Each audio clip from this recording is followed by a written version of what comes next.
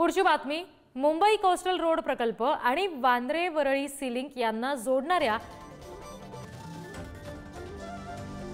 Coastal रोडच्या उद्घाटनासाठी म्हणून मुख्यमंत्री उपमुख्यमंत्री इथे आले होते। ही दृश्य आपण बघतोय।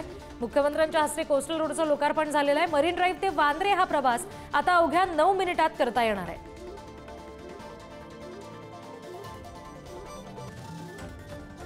आता हे प्रश्न तुम्ही मला विचारायलाच नको, कारण तुम्हाला सगळ्यांना माहिती आहे की ते स्थगिती सरकार होतं आणि हे शीघ्रगती सरकार आहे। सगळ्या कामांना त्यांनी स्थगिती दिली होती। इथेही या ठिकाणी आपल्याला माहिती आहे त्यांच्या काळात काहीच काम झालं नाही।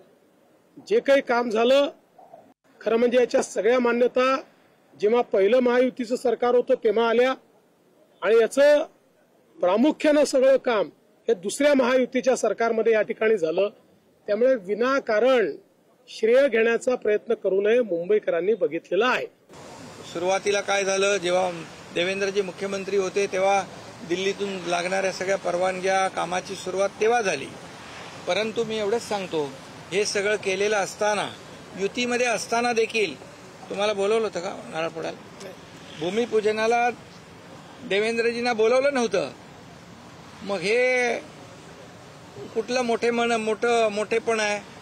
आणि म्हणून क्रेडिट घेताना त्याला काम करावं लागतं, त्याला रस्त्यावर उतरून लोकांमध्ये जावं लागतं आणि त्याचा नेहमी फॉलोअप घ्यावा लागतो।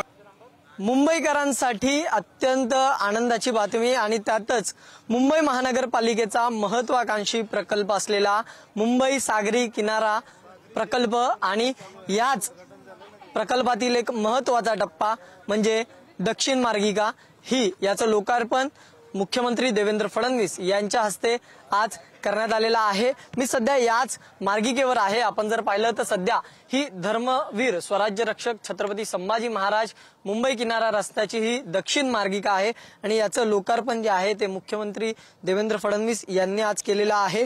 आणि या जर आपण पाहिलं तर उत्तरेकडे जातानाची जी म्हणजे वरळीवरून थेट वांद्रे किंवा ला जाणारी मार्गिका जी आहे ती सध्या आपण पाहतोय। मात्र वांद्र्यावरून मरीन ड्राईव्हच्या दिशेने किंवा वरळीच्या दिशेने येणारी मार्गिका ही आधी सुरू करण्यात आली होती। आता जी आहे ती वरळीवरून बँड्राच्या दिशेने म्हणजे थेट जर तुम्ही नरिमन पॉइंट मरीन लाईन्स वरून जर तुम्ही सुरुवात केली तर तिथून तुम्ही थेट जे आहे ते आता वांद्रे वरळी सागरी सेतूला तुम्ही कनेक्ट करू शकतात आणि हाच तो महत्वाचा कनेक्टर आहे। हेच ते तुळई गर्डर आहे जे यशस्वीरित्या महानगरपालिकेने या ठिकाणी बसवले होते। आपण जर पाहिलं तर या जो किनारा रस्ता आहे हा यामधून जे आहे ते Worli Prabhadevi lower Parel lotus junction आदी भागात प्रवाशांना प्रवास करता येणार आहे।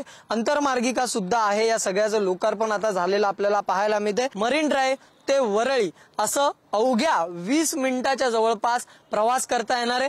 त्याचबरोबर वांद्रे वरळी सी लिंक वरून मरीन ड्राइव्ह म्हणजे मंत्रालयाच्या दिशेने सुद्धा 20 मिनिटाच्या जवळपास प्रवास करता येणार आहे। त्यामुळे मुंबईकरांच्या इंधनात बचत, वेळेत बचत आणि पालिकेचा महत्वाकांक्षी प्रकल्प असल्यामुळे सुद्धा जर आपण पाहिलं तर त्याचं लोकार्पण हे मुख्यमंत्र्यांच्या हस्ते झाले आणि मुंबईकरांना आता सोयीस्कर प्रवास जो आहे तो आता करता येताना आपल्याला पाहायला मिळणार आहे।